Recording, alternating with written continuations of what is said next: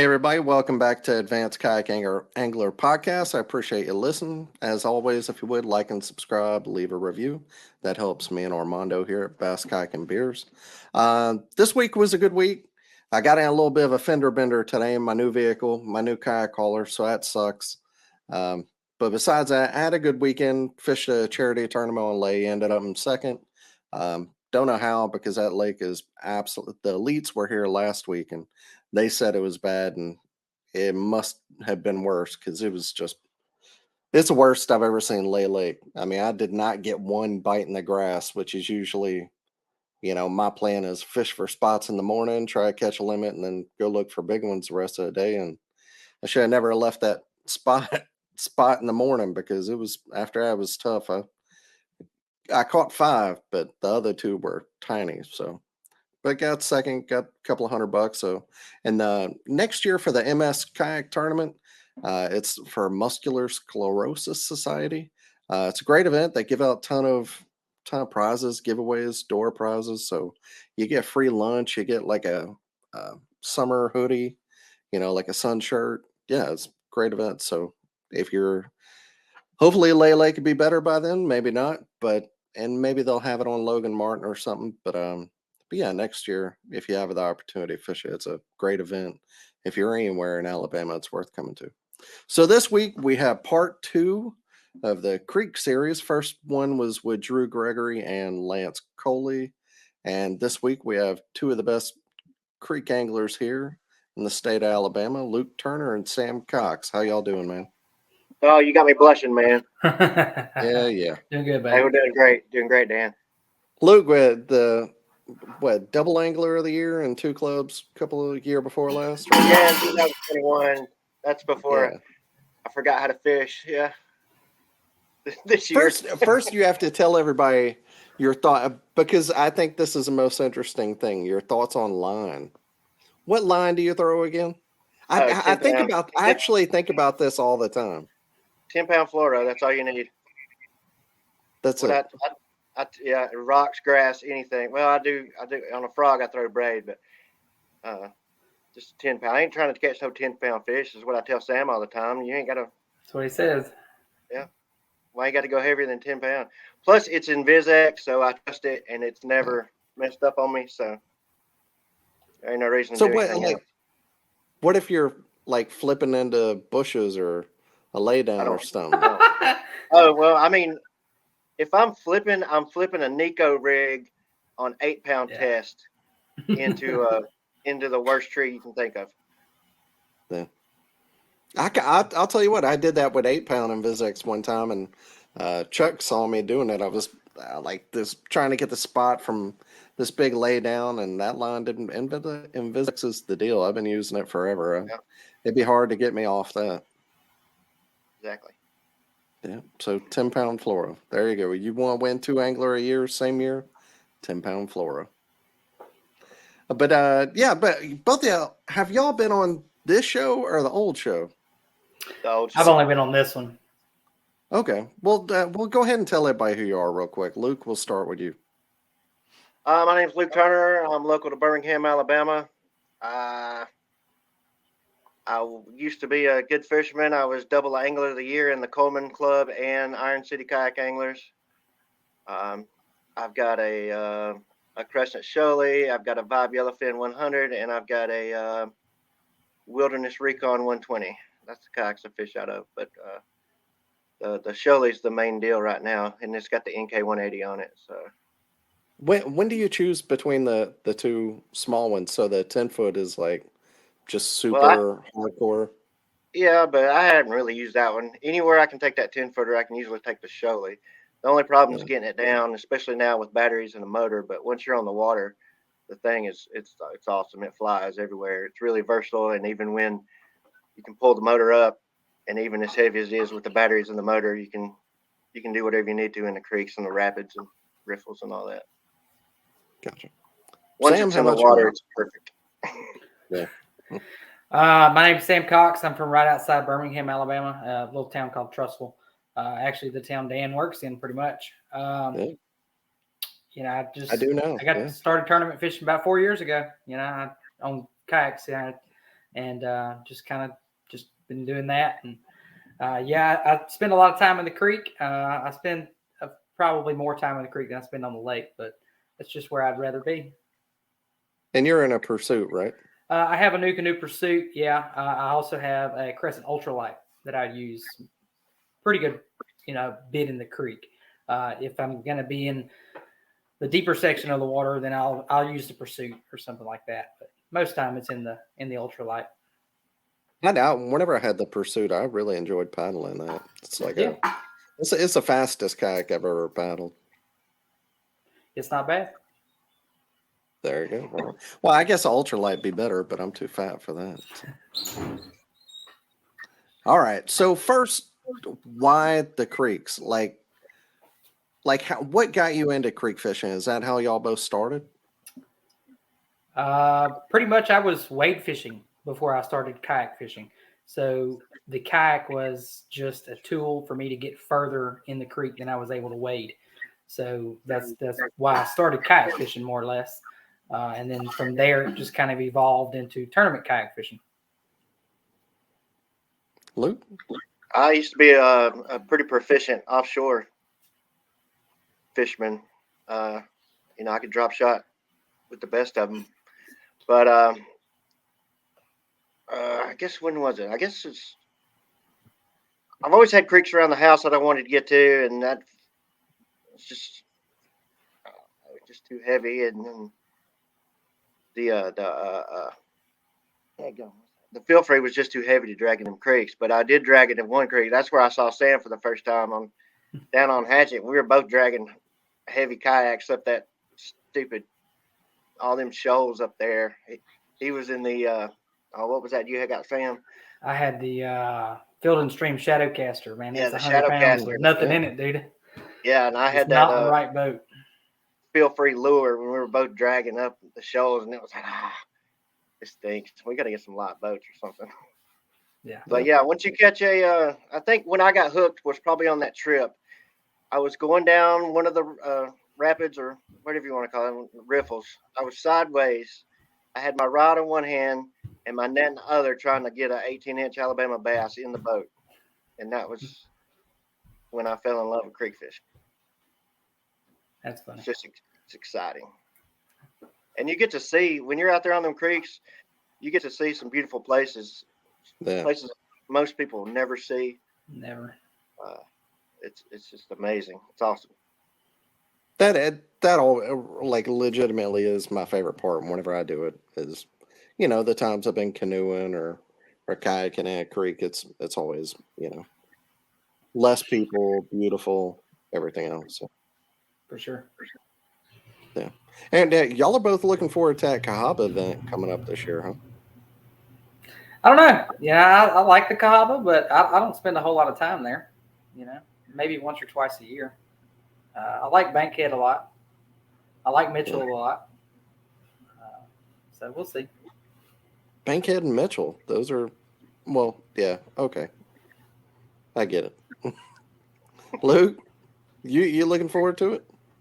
You fish Cahaba? The Cahaba, yeah. I got to find where the big fish are in the Cahaba. We went last week or week before last, and we caught a few, but nothing big. But I mostly win. I don't know, to see the Cahaba lilies, and to try out my NK 180 in a smaller setting in the creek. But it was a good float. It was about 6 miles, and got to see the Cahaba lilies. The section of Hargrove Shoals is, you're pretty much only going to get to it if you do the float, and it's just acres and acres and acres of Cahaba lilies everywhere. Oh, really? It's amazing. If you're listening to us and you don't know what the Cahaba lily is, it's a special spider lily that only grows on the Cahaba River. I think, right? Only on the Cahaba. Yeah, I'd just rather call them shoal lilies. I found them everywhere. Yeah. We found them. Where at? Hatchet. Yeah, I mean, Bankhead tributaries, Coosa tributaries. But there's it's like I went and did that thing where it was at me and my wife did it. This is before I got into kayak fishing, and we went to West Blockton, I think, and we did the tour with somebody. and we went and saw them because they usually start blooming them around Mother's Day, and they're going right now. And they figured out it's some kind of moth that that pollinates them, and that's why this night moth, and that's why they're special. So there's a bunch of other spider lilies that are really similar. This is what this Similar. guy told me. Yeah. Could have been blowing smoke. I don't. Maybe made it all up. I don't know. Could But be like red-eye bass. They're just genetically different. Yeah. Like they look the same, but it's a special deal. Right. So, Right. yeah. I'm looking for I'm going fishing Hoover. Like I've never fished on the Cahaba, but I want to do well in Hoover because I live in Hoover, like in the ghetto. So in the ghetto. Well, that in the not the ghetto. $500,000 houses. Well, you know what I'm saying. I don't live in one of those, but in the in the city, I guess is like urban. Yeah. The urban fish, I guess. Which there's probably nothing but 12s, so it's going to suck, but we'll see. You just find out where Jacob's at, and that's where you need to go. Yeah, well, I'm going to follow him. There we go. He'll be the guy to beat. Yeah. All right. So when, for y'all, is it all year or when are you going to the creeks? Like whenever you think, I'm going to leave the dead of lake winter, now, man. now it's time to go. Dead of winter. Really? Yeah. Oh, yeah. Yeah. We floated in sub-freezing temperatures, in Several the mornings, times. and then barely get above freezing in the middle of the day, Wow. Yeah. I mean, they still bite. They still got to eat. Time we went to Kentucky, it was like 23 degrees at night. Didn't get much warmer during the day. Where we were camping, we were in a valley, and the sun didn't come up till like 10 o'clock, and the sun went down at 3. It was pretty cold, and we were on the creek there, and it was pretty chilly. I didn't catch nothing, but Sam caught just some smallmouth. Yeah. Is there a time of year whenever the creek's better? I mean, for the fish, not for you. It's been pretty decent to me this year. I guess I always think of I get there's some that are resident fish, but some of them are, they move. Some of them move in and out. Yeah. Yeah. I guess that really just depends on how far up you're fishing. Just once you get so far up, they're resident fish. Once you they ain't going nowhere. Yeah, they're not going anywhere. Yeah. Whether it's connected or not, whether there's any man-made structure or not, they're just there. Now, like Smith, when we were there a couple weeks ago, I was only a mile from the main lake in a creek arm, at one point, and then maybe 2.5 miles at another point. I kind of moved to the back a little further. Luke was a little bit further up than me, So I had to make that phone call that I've made so many times. Sam, can you pick me up and take me back to the truck, please? Doing an impromptu solo float. Yeah. Sometimes you got to. Is that how it goes though? Sometimes you just this part sucks, and the only thing you can do, rather than lose all that time paddling back up, you just go and your buddy's going to pick you up. Yeah, a lot of times. It was either Sam or my son Evan. I was like, well, so somebody's around. Somebody will pick me up. I'm gonna float this creek. Yeah. Those are and it's a lot smaller. We can't really pre-fish that type of stuff. You can't go in there and hook a bunch of fish, and then come back the next day or 2 days later and expect to catch those fish. So how do you pre-fish a creek? But because they're usually, you're fishing it. The way I think of it as you're going in there to find less pressured fish. So if you go in there and you go fish for them and you show them some baits, show them some techniques, and you hook some fish of the very few fish that are there, what's your strategy whenever you're focusing on a creek?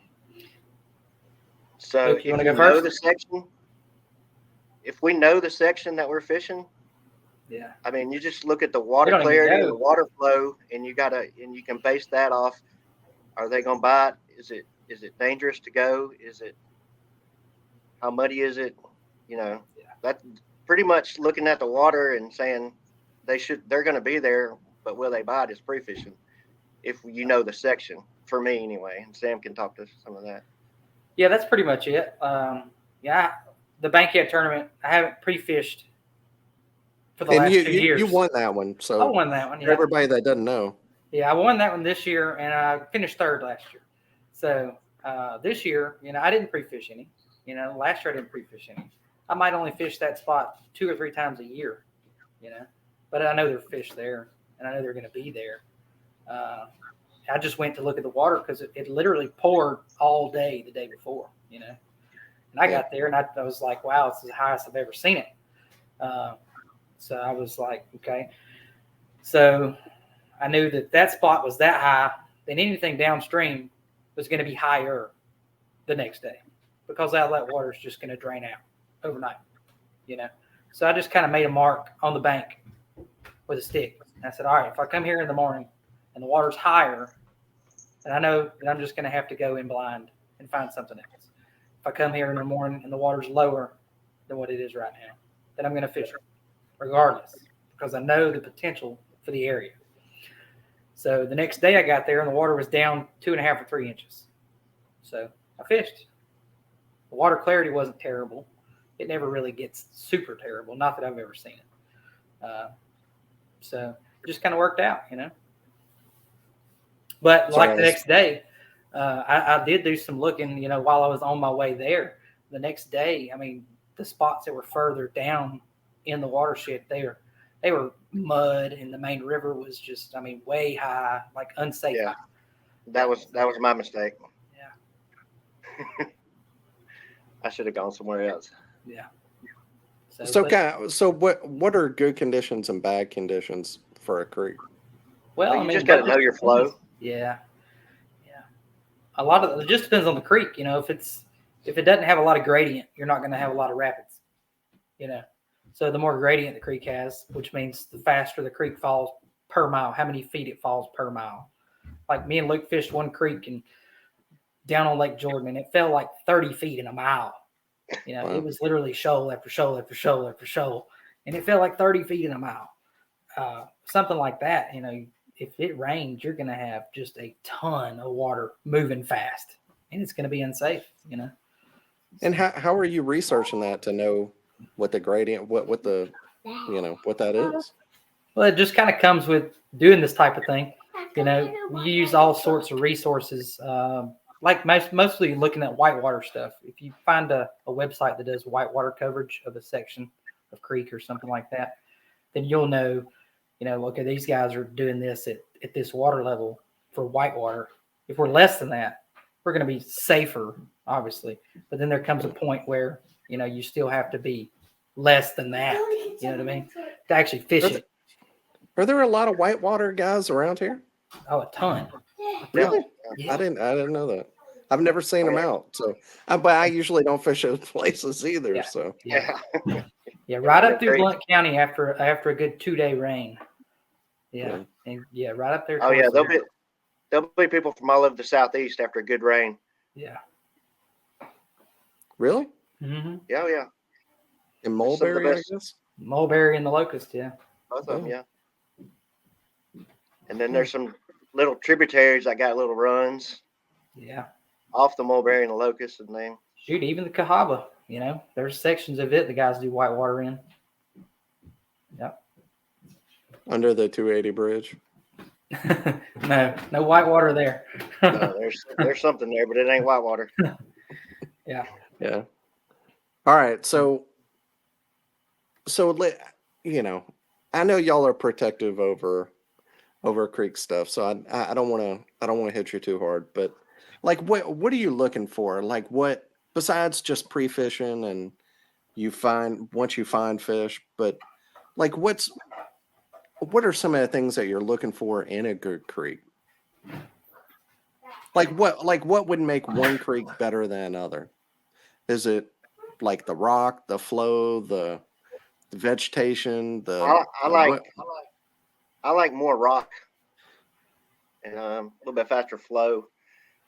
That's what I prefer. If I'm on a creek and it's not my style, I don't like it. Sam can fish it all day long and catch fish, but I'm just on some of these sections. I'm like, this is just not my style. If you know anything about the Mulberry, the little section the whitewaters do, that's the style I like. Yeah. It can be fast flowing. It's mostly rock, super clear water. It's got deep holes. The fish are going to be right where they should be. They're going to be set up in the eddies. They're going to be set up in the holes. They're going to be, depending on time of year, they're going to be right up in the whitewater. That's creeks I prefer to fish. Not the slower moving ones where you got a ton of water. But I mean, there's certain sections of Locust where we have to float for 3 miles of dead water, fish 2 miles of awesome water. Yeah. And then float out another 3 miles of crap water. Yep. Wow. But there's one small section fits what we really like to fish, or what I really like to fish, and it's totally worth it. Yeah. If the creek backs up to farmland, I usually don't even bother looking at it. Just And that- pesticides kills That it's just runoff from the farm, all the silt Dirty. and mud and just Yeah. all the stuff that's in the water. And the creek will be it'll be silted in really bad. And that's just because I've spent time and wasted time, pre-fishing for a tournament, and then made the decision to go back and fish it again and didn't do any good, Yeah. And that was a creek that was backed up to farmland. I try to stay away from that kind of stuff these days. And that was like my first year kayak fishing, and specifically on lay. I hadn't found anything on lay that I liked yet, really. So, Yeah, me either. yeah. That lake's awful. It was there. It just wasn't popping off Saturday. Yeah. I don't know what's wrong with that lake. Mm-hmm. That 19 pounds won the boat tournament. Yeah, I saw that. I mean but it was only one boat. Yeah. Yeah. Yeah. And then the ABT on Logan, 16 pounds won it. So something was way off Saturday with the fishing everywhere, I think. On the Coosa chain, anyway. Sweet By the tea. way, this smoky tea, I smoked it in my smoker. What? I know that sounds stupid. I know. I'll say this. Jim and Nick's here by the house. The River Chase one in Hoover is the best one. And whenever me and my wife used to go there, because I moved here right after the military, and I used to go eat barbecue there. And they had styrofoam cups, and whenever you got tea, those cups sat right next to their grill or their smoker or whatever. So that styrofoam would suck in all the smoke, and then you would get tea, and it was like getting smoky, sweet tea. So I did a pot I put it in the smoker while I was grilling this yesterday, and smoky, sweet tea. It's good. Smoky sweet tea. I know that sounds crazy, but it's good. Never heard of it. Yeah, so it's a Perry special, I guess. Very special. So I'm somebody I almost always fish alone. I'm pretty I don't like to be around other people. I can't fish in if there's other people around, it freaks me out. It's just not my thing. How do y'all handle fishing by each other? For me, that would be a problem. You got to be hurting each other, right? Do you like that one you were saying? It's 3 bad, 2 good, 3 bad. Do y'all take turns and one person gets all the bad stuff and and y'all flip flop, or how's it work? Sometimes we'll just pick a side and we'll just go down the creek or down the river or whatever, and we'll just fish. So a wider creek. Fishing side by side, and we're both catching fish. Sometimes, yeah. Yeah. Or we've even been. Smash them on one side of the creek. I'll be like, "Hey, y'all got to come over here and catch me." Let's fish over here. Yeah. Yeah, we were. Where were we at? We were me, you, and Evan that day. We were on the Coosa tributary. Yeah, and but yeah, the fish are all over here. Have y'all ever went 1-2 together? Mitchell, we went 1-3 last year. Yeah. Yeah. And you finished second. And you were second, Dan, I think. Yeah. Was it? Yeah. It actually showed up on my timeline yesterday. Yeah. Oh. Yeah. How about that? You got me on your timeline. Congrats. Yeah. So we were all within 2.5 inches of each other. Yeah. mean, there could be fish just anywhere in a deep hole or a riffle or anything. I mean, I could fish over a riffle with something and not catch a fish, and then Sam or Evan or somebody come through and they're throwing something slightly different, or they throw slightly to the side of the eddy instead of right where I threw. And I mean, there can be fish anywhere. That makes sense. And so you're not always like just hurting, like splitting the same fish because you just wouldn't be able to catch that same fish, I guess. Nah. Yeah, I mean, sometimes, I mean, there's a lot in a lot of those sections. There's a bunch of fish. There's a bunch of big fish, and I mean, I'll be sitting there taking a picture of a fish, and Sam can go past me. He'll catch a fish, and he's taking his picture, and I'll go past him and catch a fish. Yeah. And start taking the fish's picture, and then he'll go back past me, and then we just taking pictures all the way daisy down. chain up the creek or down the creek or whatever, you Yeah. know. Yeah. What's the best days y'all have ever had at a creek? Like, what's best case scenario? Like fish, shoal total bass, fish or any inches shoal bass. wise? Well, whatever you think. Any shoal bass. Any shoal bass. Any shoal bass. I've never caught one. That's pretty good. Yeah.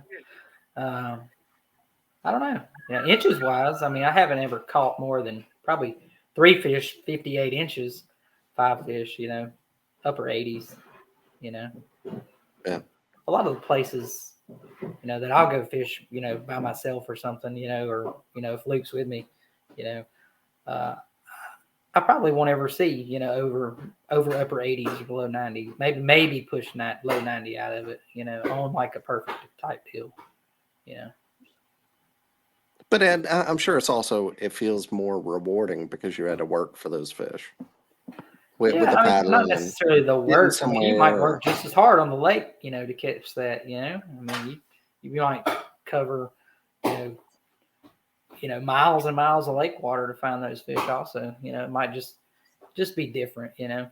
It's just different. Yeah, I don't see anybody in a boat. I don't have a jet ski blasting by me or a 3x3 barge pushing, you know, 3-foot waves. I don't know. Whenever I go out there creek fishing, it wears me out, man. You sleep good those nights. It's definitely tough. Yeah, I mean, I've hiked 1.5 miles in ankle deep water dragging a kayak before. Yeah, you do it quite often, but once you get in those good spots, it's and nice. what are hey, Sam? Last week at the Cahaba, did you see me fall? No. I was right next to you when we were going down that biggest drop. Dude, I busted tail. The people on the bank saw me, and I looked over, and you were still pulling your kayak down, but we were right beside each other, and you couldn't hear nothing because of the waves crashing down. But dude, I busted tail completely. Feet just go swoop. Yeah. So what are some like? I think of it whenever you're on the lake, it could be more finesse because there's more boat traffic or there's more, you know, just deeper water, things like that. Like, what are the fish that you're fishing for? Are they more unpressured, so they're a little dumber, so they're a little bit easier to catch up there? Or is it, I mean, are you throwing like a plopper all the time and that's like, you know, whoa. Easy. The plopper stays tied on. Yeah, if the water's warm enough, the plopper stays on, or a buzz bait, spinner bait, square bill, just small finesse jig. You know. Yeah. I don't ever pick up a spinning rod, man. You know that. You know, I don't bring one. I don't have enough room in the small boat to bring, you know, more than about 4 rods. So, a finesse jig is really about the most finesse I ever get in a creek. Or I might throw a weightless fluke. A weightless fluke does pretty good. But really that's about it, you know. Which finesse jig? The biggest plopper I have. Yeah, he's got that 190 that's like a Pringles can with a tail on it. No, I'm just kidding. It's not that big. Those 8-inch spots, those 8-inch Alabama bass, love it. Yeah. Tear it up. Yeah. No, really, they do. Those warrior bass are crazy. I believe it. So the You said the finesse jig, the balling out, the Buckeye balling out. I like it a lot. Also like the flat top that they have too. It's kind of like their shaky head. Yeah. During the winter time, I like that Thomas Custom Baits. I got the ones with the deer hair. It seems to do good, especially in the winter time on the small, slower creeks. But I have never done seen good that. on a jig in a fast creek down on the Tallapoosa. Was throwing in it was rolling pretty fast in that one section. It was throwing that hair jig up there, and I caught like two 1850s right behind each other. So what are some tips, like maybe the newer creek guy or man or woman wouldn't know that a more experienced guy would? What are, like, let's say 2 tips that you've learned from experience that have helped you? Go with somebody. I mean, if you're new, you never done it, just go with somebody. I mean, I'm willing to take anybody. I'm not going to tell you where I'm going on Facebook or tell you where to go, but I'll take you personally. And then once you get out on your own, you just got to know your flows. You got to know just not to get in trouble and where the trouble spots are and where you go around them. That's my suggestions. How do you know that? Just Google Earth or research? Yeah, research, map studies. Like Sam said, follow the whitewater guys. So at 4 feet, if they're surfing a wave at 4 feet on this creek in this one section, I don't want to do that in my. I mean, I can go down some stuff, but if I've got a bunch of gear and I don't want to lose it, I'm gonna walk around it. Yeah. Sometimes if you put all your stuff up and got it secured, it's kind of fun to go down some of that stuff. But otherwise, you don't want to lose a bunch of gear. Nah. Yeah. Like or you might be gap, I guess. 3 miles from the nearest house, Oh yeah. Yeah. How about you, Sam? So two things that I've learned, through the years. Don't fish by farms. Don't fish by farms. Yeah. If you're looking for somewhere to start, don't look by the farm, I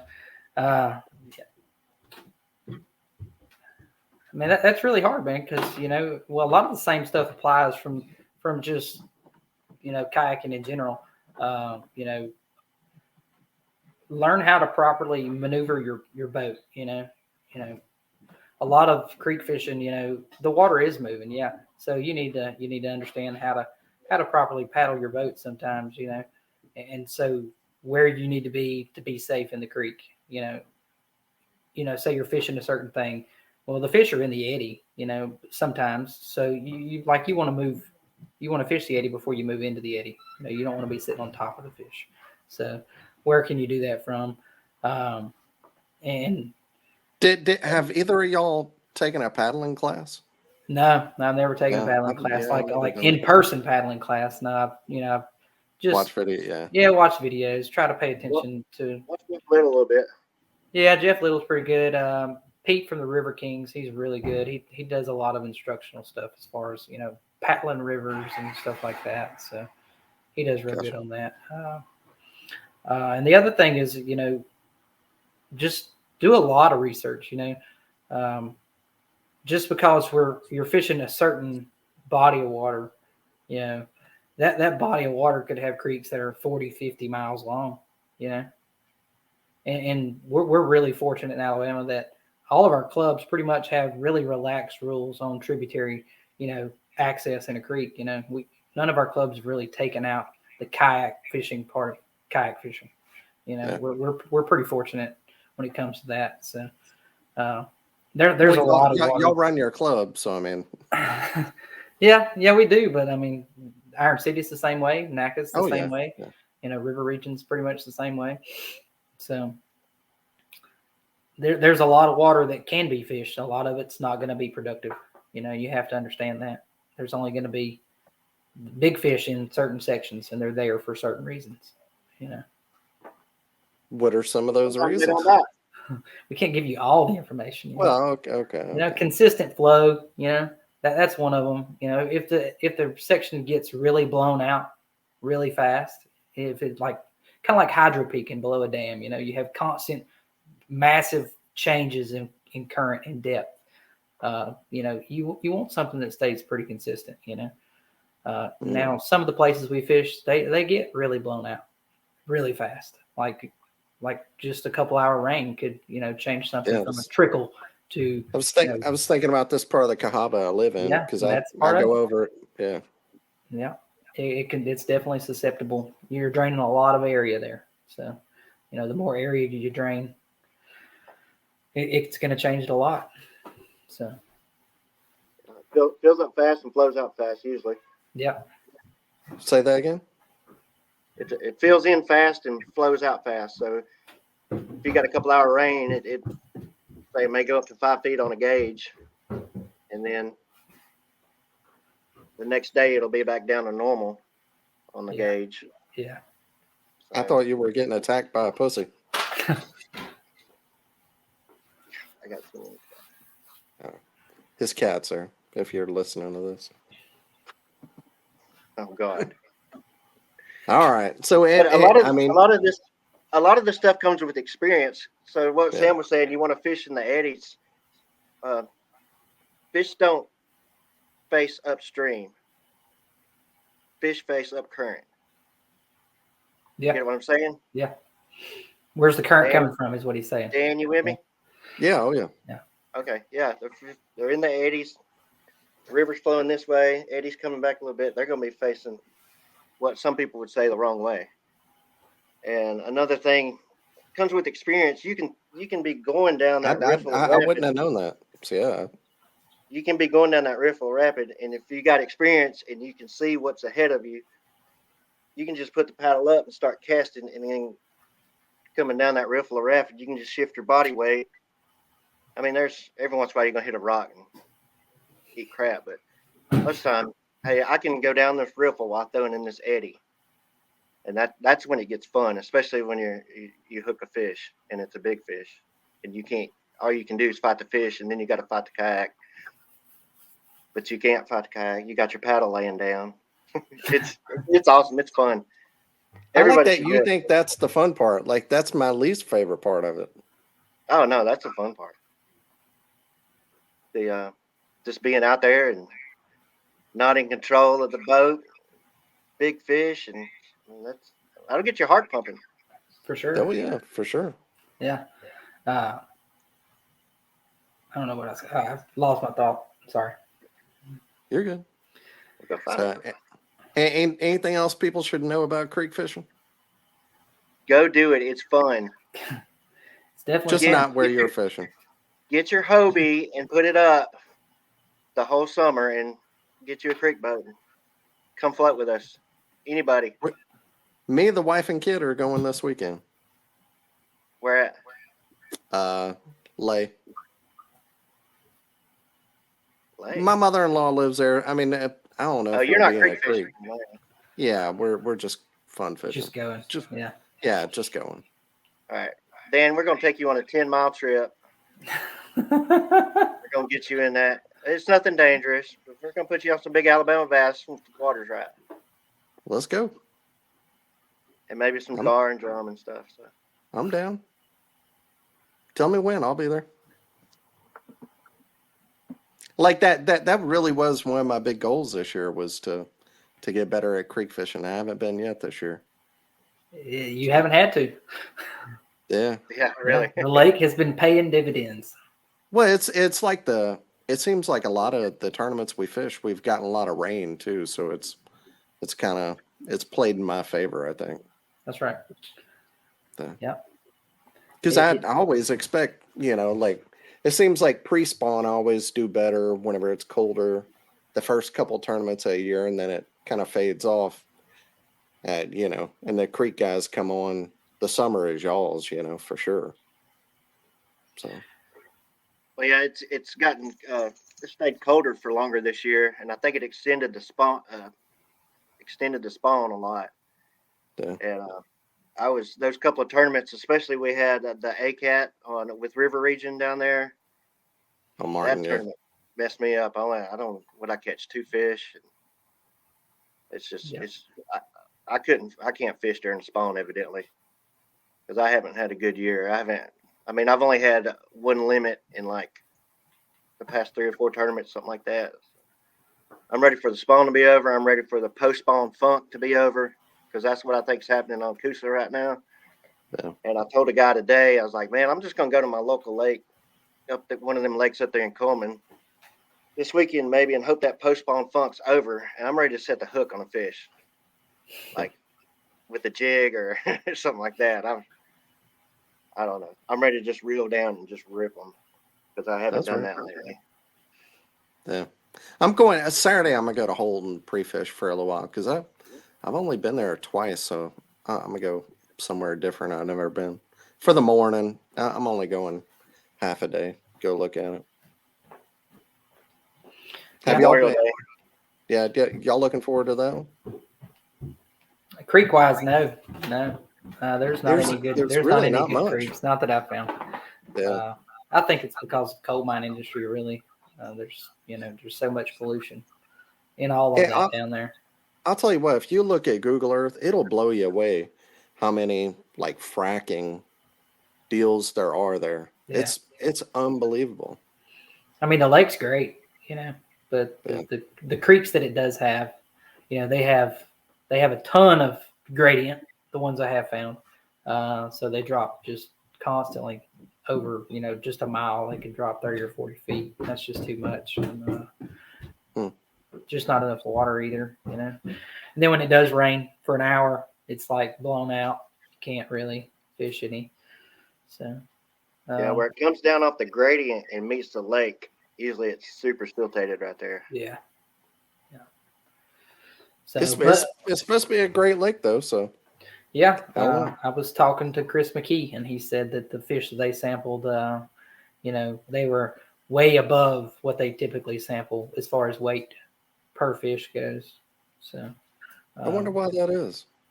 I don't. The fish, the lake's healthy. The lake. Or the river part of the lake, lots of shad, lots of bluegill. So there's plenty for them to eat for sure. Yeah.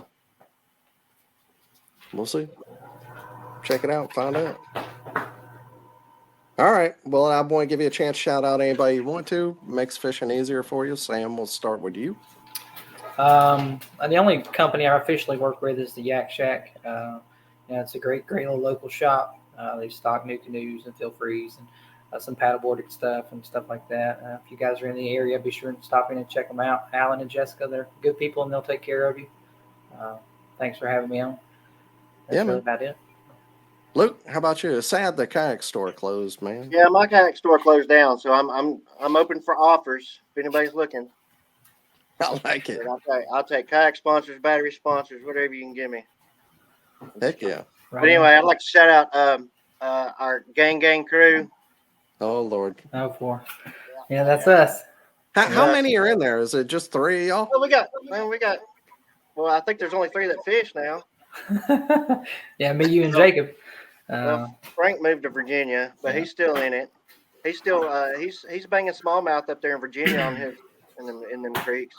Sure. He'll be back. He wants to come back too, right? Yeah, he does want to come back. Yeah. Evan, he's that poor old yellowfin 120 he's got. He's afraid he's gonna sink it every time he gets in this creek. It's so worn out. Is that your son? Yeah. Yeah. And then Jason, he said he's taking a year off because he's trying to get his master's or doctorate or whatever. But he can still get out and fish at some point. Come on, man. And of course, Jacob takes all our money along with Dan. So, everybody took my money this year. So, yeah, Jacob's good. I mean, everybody needs to get you a good cruise. You can talk about it and you can float rivers together. Well, I mean, I'll call Sam. What are we doing on a Thursday? I kind of want to go hit this section. Okay. Yeah. Just go do it. Do y'all just go hit new stuff all the time? No, I mean, like this year tournament wise, I just kind of put everything on a spreadsheet and I looked at it and I said, all right, so this is what I want to fish. Now, how can I make it work to where I fish tournaments and fish this at the same time? So then we do a lot of scouting in the wintertime, when the tournament season's over. Yeah, a lot of our scouting's in the wintertime. So Yeah. Is it's generally like lower because less rain in the winter, right? No, it Oh was no. terrible last summer. I mean, we had months it seemed like without consistent rain. There, the locust was lower than any time I'd ever seen it. I mean, there was Hmm. shoals that I didn't even know were there. That popped up, and I mean, but yeah, I mean, the wintertime we get pretty consistent rain. It Yeah. it gets to a level where it's just kind of consistent and it's okay to float. And we don't just get the gully washers that we get on a summer afternoon. Where it rains for an hour and a half and you get 4 inches of rain. It seems like. Yeah. been happening a lot lately. It has. Yeah, it has. Yeah. It's been crazy this year. A lot of rain. Yeah. All right. Well, I appreciate y'all being on, and thanks for everybody for listening. We'll see y'all again next week. All right, thanks, Later. Dan. Take it easy, bud.